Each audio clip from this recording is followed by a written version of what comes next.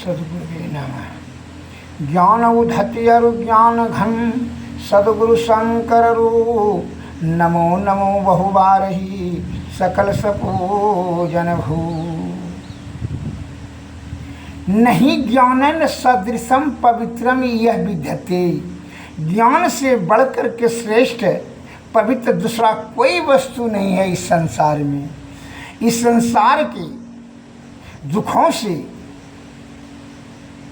और परम सुख की प्राप्ति अगर चाहते हैं आप, और सुखों से बचना चाहते हैं, दुखों से बचना चाहते हैं और परम सुख प्राप्त चाहते हैं, अर्थात सुख और परम सुख प्राप्त करने के लिए ज्ञान की अति अनिवार्य है। ज्ञान से आप यहाँ जो है लौकिक दृष्टि से सभी समस्याओं का समाधान करते हुए जीवन यापन कर सकते हैं, और ज्ञान से ही आप परब्रह्म की भी प्राप्ति कर सकते हैं। कैसे? मैं उदाहरण देता हूँ। एक जो है देश में यह प्रचलन था कि राजा को जो है 12 वर्ष तक ही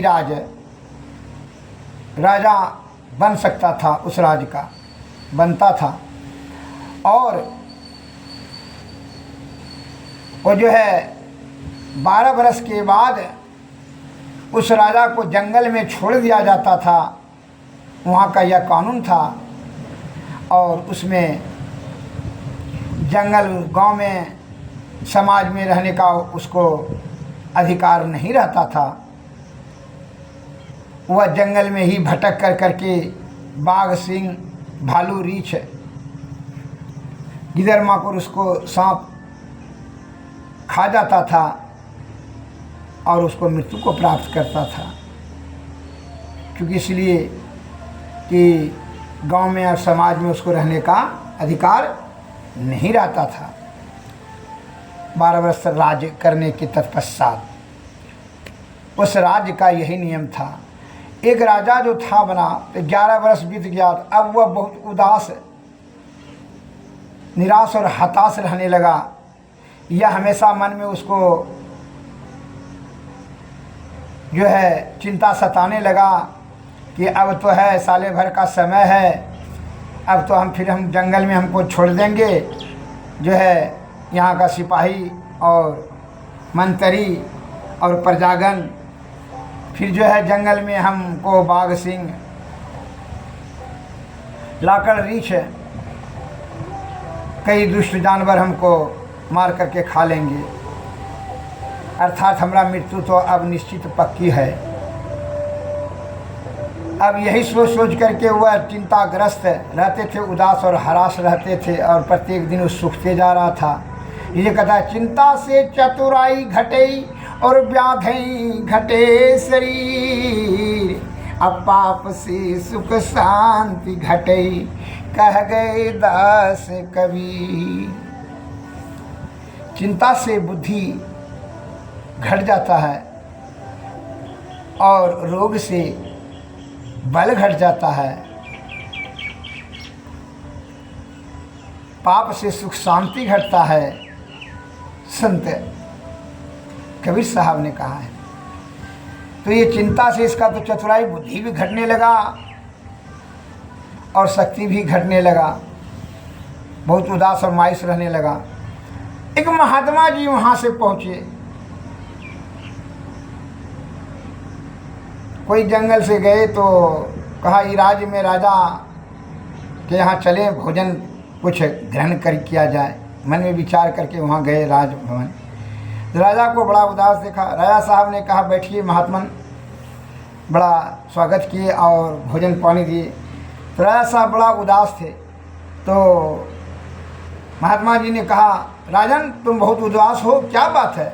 बड़ा शोक संतप्त हो, क्या समस्या है? महात्मा तो दया का सागर होते हैं, कृपालु होते हैं। उन्होंने बड़ा श्रद्धा प्रेम से भोजन कराए महात्मा जी को। कहा, क्या बात है, बोलो। क्योंकि महात्मन यहाँ का जो है राज के कानून के हिसाब से अब जो है ना 11 वर्ष तक तो हम राज कर लिए, 12 वर्ष तक होने साल भर के और समय है। साल भर के बाद जो है हमको जंगल में छोड़ देगा। यहाँ का जो है प्रजा और सिपाही मंत्री सब ने जंगल में ही हमको रहना होगा। वहाँ बाघ, सिंह, हाथी, गिदड़, रीछ, भालू, सब सांप सब खा लेगा हमको। अब तो मृत्यु निश्चित है, तो इसीलिए यही सोच सोच करके चिंताग्रस्त हम रहते हैं। बड़ा यही भय से, मृत्यु के भय से। ये सब इतना कौन छोटा मोटा बात है, ये सब साधारण बात है, तुम इतना चिंता काहे करते हो।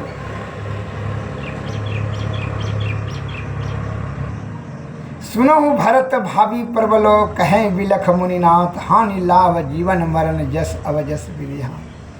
हे राजन, मरना और जीना, लाभ हानि जैसा अवजस विधाता है। तू पहले चिंता, इसका समस्याओं का समाधान करो। ये समस्याएं छोटा मोटा समस्या, क्योंकि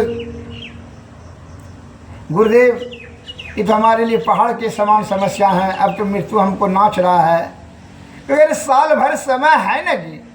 क्योंकि जी महात्मा जी साल भर समय तो बहुत है, मतलब एक क्षण समय तो बहुत है जीने के लिए, और तुम तो साल भर का है, 12 महीना समय है। समाधान कर देते हैं, क्योंकि कहिए गुरुदेव, बड़ा चरण पकड़ करके बड़ा आरजू विनती करने, समाधान हो जाए तो बड़ा अति उत्तम, वो हो जाएगा। संत दरस फल परमयनूप, ब्रह्म दरस सहज जीव स्वरूप। संत का दर्शन होने से अलौकिक लाभ मिलता है, और ब्रह्म का दर्शन अगर निज स्वरूप में मिल जाए तो आवागमन से मुक्त, फिर दुखों से जो है मुक्ति मिल जाता है। संत का दर्शन होने से इनको बड़ा लाभ मिला। संत महात्मा कहते हैं, हे राजन, तुमको अभी पूर्ण पावर है ना, क्योंकि जी तुम जो है यहाँ से जो है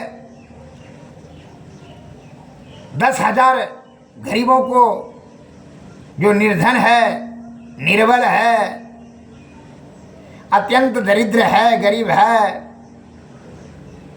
तो 10,000 पब्लिक को तो जंगल के बीच में जाकर के घर बना दो, वहाँ खेती का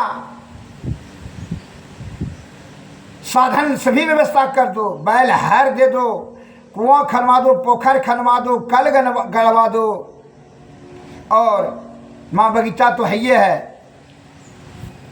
पानी का तो साधन वहाँ करो, और हल और बैल वहाँ पहुँचा दो, गाय भैंस वहाँ सब पहुँचा दो, और बीच में तुम अपना एक भवन बना लो। यही पैसा से, ये राजकोष का पैसा को खर्च करने का अधिकार है, क्योंकि जी, क्योंकि तब जो है तू बनवा लो वहाँ जंगल के बीच में, और ये पब्लिक को अपना खर्च दे करके वहाँ जाके बसाओ, और जैसे यह काम तुम यथाशीघ्र कर लो।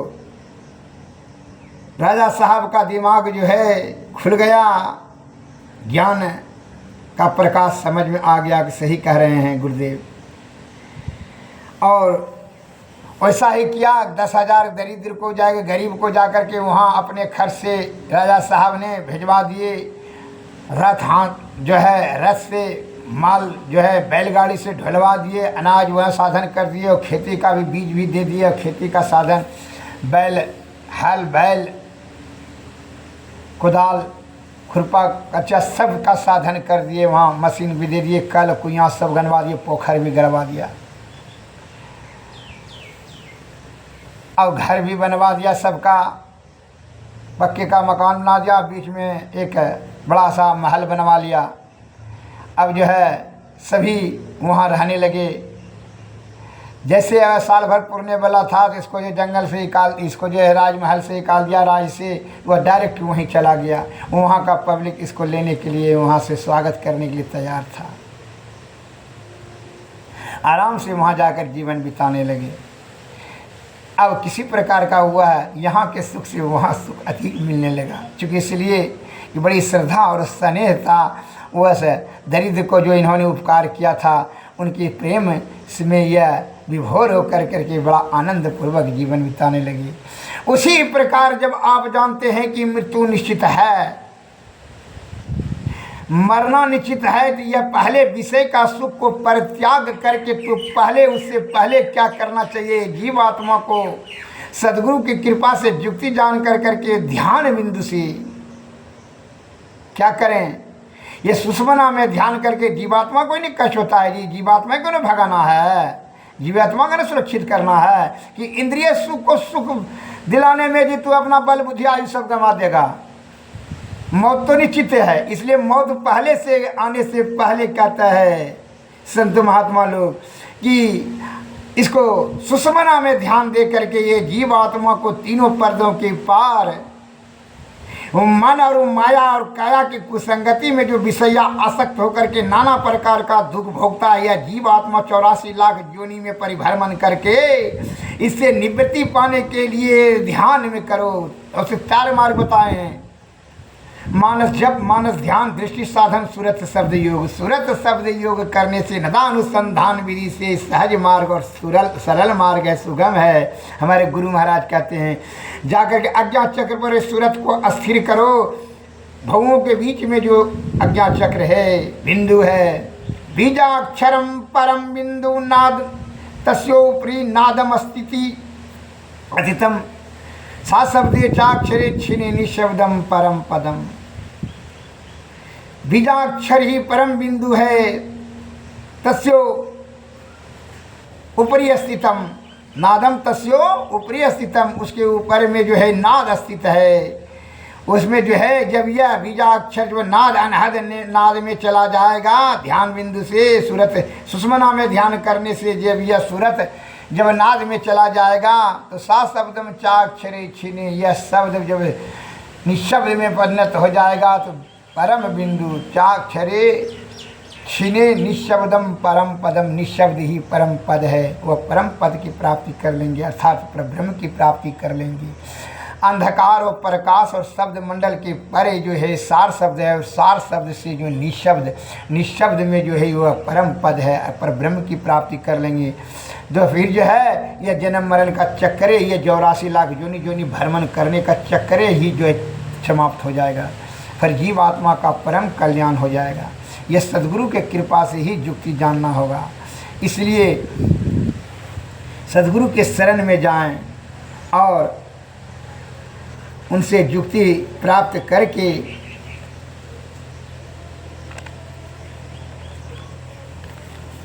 ही भक्ति करें, और भक्ति से तब मुक्ति होगा। अतः बिना गुरु से, बिनु गुरु नार भव तरई न कोई, जो हरि बिरंच शंकर शम होई। ब्रह्मा विष्णु महेश के समान आप हो जाए, लेकिन बिना गुरु का ये अंदर भव सागर पार नहीं कर सकता है। आप सोच सकते हैं कि तैरने के लिए जो जानता है, अगर बाढ़ आ जाए या नदी में गिर जाए या समुद्र में गिर जाए, वो तैर करके बाहर हो जाएगा, प्राण बच जाएगा। और जो तैरने के लिए नहीं जानता है तो भर गले पानी में जो है वह डूब कर करके छटपटा कर हताश और हदास होकर करके डूब करके मर जाएगा, खाली तैरने के लिए नहीं जानता है। तो उसी प्रकार जो ध्यान है, जब अस्थिर करके सूरत को ध्यान में जो है अस्थिर नहीं कर सकता है, ध्यान से सुषमना में नहीं ले जा सकता है। ध्यान को पहले केंद्रित करने के लिए मन को जो अभ्यास और वैराग से धीरे धीरे नियंत्रण में कीजिए।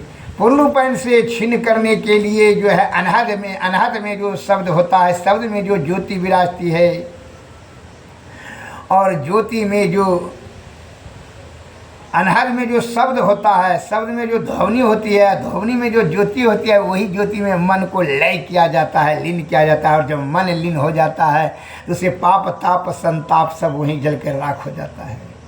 कहा है कि मन ही तो विषय का मुखियान है, और मन से ही किया गया जो पाप जमा होता है, इसलिए पाप ताप संताप सब जल कर राख होता है।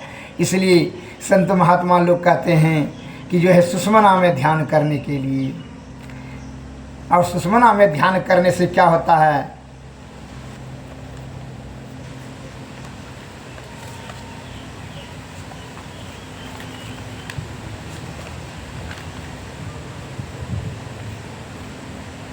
तब क्या होता है,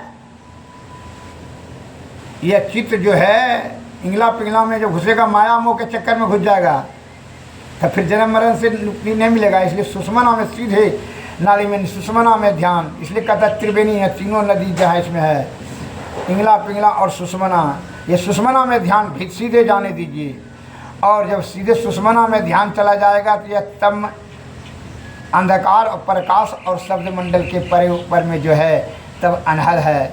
अनहद नाद में जब जाएगा तो शब्द में ध्वनि जो है वो ध्वनि में मन को लीन हो जाता है, वो वहीं मन जल कर राख हो जाता है, पाप ताप सब जल जाता है, संताप सब जल जाता है। सुषुम्ना में इसलिए कहते हैं ध्यान करने के लिए। जैसे जिस प्रकार वह राजा को इतना सा ज्ञान नहीं था तो जंगल में घर बना लें, तो जो है महात्मा जी बताए तो बड़ा खुश हुआ, जीवन उसका बड़ा जो है आनंद पूर्वक जीवन होने लगा। उसी प्रकार सदगुरु की कृपा से ये आप अगर यदि ये सुषुम्ना में ध्यान करने के लिए जानेंगे तब यह जीवात्मा को जोनी में 84 लाख जोनी में भटकने का कोई ज़रूरत नहीं है। क्योंकि इसलिए कि विषया आसक्त हो जाने के कारण से यह रास्ता ब्रह्म का भूल जाता है। इसलिए गुरु की कृपा से ही जुक्ति जाने, जुक्ति से भक्ति, भक्ति से मुक्ति। इसलिए किसका बहुत से सज्जन के मस्तिष्क में यह आता है कि पहले किसका ध्यान किया जाए। इसके लिए हमारे गुरु महाराज कहते हैं, संत महात्मा आदि काल से कहते हैं कि निदानुसंधान विधि से यह बड़ा सरल और सुगम मार्ग है, यथाशीघ्र ही ये जीवात्मा को परब्रह्म की प्राप्ति हो जाती है। इसके लिए क्या कहते हैं, बहुत से मन में प्रश्न उठता है पहले किसका ध्यान करें। इसलिए संत महात्मा हमारे गुरु महाराज बताते हैं, प्रथम ही धारो गुरु का ध्यान, पहले गुरु का ही ध्यान धरो भाई। क्या है, श्री गुरु पद नख मणि गण ज्योति, सुमरत दिव्य दृष्टि होती। गुरु का पद का नख का ही ध्यान करो रे, वह जो है ज्योति के समान प्रकाशमान, उन्हीं के ज्योति में जो है तुम तीनों पर्दों के पार ब्रह्म की प्राप्ति करोगे। इसलिए संत महात्मा लोग बताते हैं, हमारे गुरु महाराज बताते हैं, स्वामी महर्षि ब्रह्मदास जी महाराज, प्रथम ही धारो गुरु का ध्यान, हो सुरति निर्मल हो बिंदु ज्ञान, दऊ नैना विच सन्मुख देख, एक बिंदु मिले दृष्टि दौरे, सुख मन झलके तिल तारा, निरख सूरत दसमी द्वारा, ज्योति मंडल में यचरज ज्योत, शब्द मंडल अनहद शब्द होते, अनहद में धुन सतलोलाय, भव जल तरी वो यही उपाय, मैं ही युक्ति सरल साची, लहे जो गुरु की सेवा राची। गुरु का सेवा करने से यह युक्ति प्राप्त कर लोगे। जो है यह ध्यान जो है निर्मल जो है ध्यान के गुरु के ध्यान धरने से क्या होता है, जो है बिंदु पर स्थिर करें गुरु का ध्यान, और जब वह सुरती तब सूरज जो है निर्मल हो जाएगा बिंदु ज्ञान से, वहाँ बिंदु का ज्ञान प्राप्त हो जाएगा। बिंदु यहाँ जो दोनों भवों के बीच में है, एक बिंदु जो है जब मिलेगा दोनों दृष्टि का, जब दोनों को नैना का एक बिंदु पर जब मिलेगा तो वह धार होगा। तो क्या है, सुखमना झलके तिल तारा, तो सुखमना दाढ़ी में जाने लगेगा, वहाँ तिल तारा के समान होगा। निरख सूरत दसवीं द्वारा, तो दसम द्वारे से जो है भेंट हो जाएगा, दसवां द्वारा आपको दिखाई पड़ जाएगा। ज्योति मंडल में यच, वहाँ तब ज्योति मंडल में तू चला जाएगा तो वहाँ अचरज यूज अचंभा युक्त ज्योति होगा प्रकाश। यहाँ तो तुम एक सूर्य और चंद्रमा देख रहे हो, वहाँ करोड़ों अरबों सूर्य और चंद्रमा का प्रकाश होगा। तब उसके उस प्रकाश के ऊपर में जो है शब्द मंडल है, शब्द मंडल अनहद शब्द हो, अनहद में धुन सतलोल, वही वहाँ धुन होगा, वहाँ ओम ओम की धुन होगी, सब ध्वनि होगा। तो भव जल तरी वो यही उपाय, भव सागर का जो है जो तुम तर जाओगे यही ये उपाय करने से। जब सुखमना में जब ध्यान जाता है तब कैसा अनुभूति होता है, कैसा आनंद मिलता है। हमारे गुरु महाराज के शब्दों में संक्षिप्त में बता रहे हैं कि सुख मन झल झल बिंदु झल के लख ले भैया बंद पल के, तिसर तिल में दृष्टि धरे पिंड त्यागी ब्रह्मांड चले, खुले आकाश भरे तारा दीप टेम हरे अंधियार, अनुपम चांदनी ज्योति बरे तरुण सूर्य दिव ज्योति करे, अनहत अनहद धुन मीठी सूरत गहे कर दीव दीठी, धरियस सवद सूरत की डोरी सूरत चलो सत घर कोरी, मैं ही भेद कहा यह सर गुरु से वही पावे निर्धर। श्री सद्गुरु महाराज की जय। श्री सद्गुरु महाराज हमारे महापुरुषों की बड़ी असीम कृपा रही है हम साधारण जन पर कि उन्होंने अपना जो है मार्ग या ब्रह्म की प्राप्ति करने के लिए जीवात्मा का कल्याण के लिए रात दिन सत्संग श्रवण करा रहे हैं। या अमृत रूपी जो है सत्संग को ग्रहण कर करके अमल करें और अमल कर करके ये जीव आत्मा का कल्याण करें। इसी में जो है हम लोगों का क्या है भलाई है। और विषय की आसक्ति के कारण से विषय में भटकेंगे तो नाना प्रकार का दुख भोगना, रूप रस गंध शब्द स्पर्श ये सब जो है इससे क्या होता है काम क्रोध मद मोह लोभ ईर्षा भय क्रोध रोग शोक संताप पाप ताप सब पैदा हो जाता है, जिसके कारण से आपको आसक्ति हो जाती है और आसक्ति से जन्म मरण के चक्कर में फंस जाता है और जन्म मरण के चक्कर में नाना प्रकार का दुख भोगना पड़ता है। माँ के उदर कुंड में मल मूत्र कुंड बीच में उल्टा टेंगरी लटकना पड़ता है, जीवात्मा को भीषण वेदना होता है। अतः इस सभी से मुक्ति प्राप्त करने के लिए सद्गुरु महाराज सत्संग प्रवचन के माध्यम से हम लोगों को बता रहे हैं। अतः उनकी जो है ऐसे महापुरुषों का जो है आरती करना परम आवश्यक है। क्यों? उनकी कृपा से ही जो है हम लोगों का ज्ञान चक्षु खुलेगा। सतपुरुष की आरती कीजिए, हृदय धर को थाल सजीजे,